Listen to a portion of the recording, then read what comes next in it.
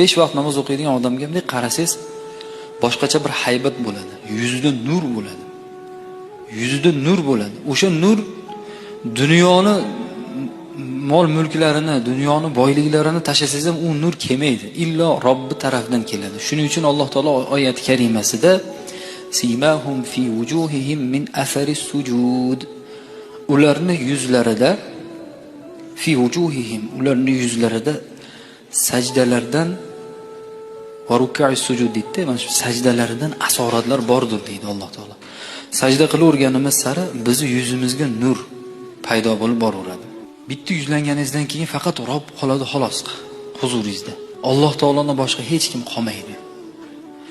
Joynamoz solganingizdan keyin bandani o'yini qolmaydi.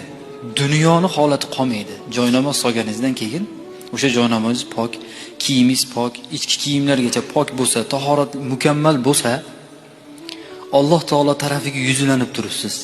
Bunaqa maqomda bor-u, bunaqa holatda zo'rlar ham erisha olmaydi. Alloh taolo xohlagan bandasiga beradi.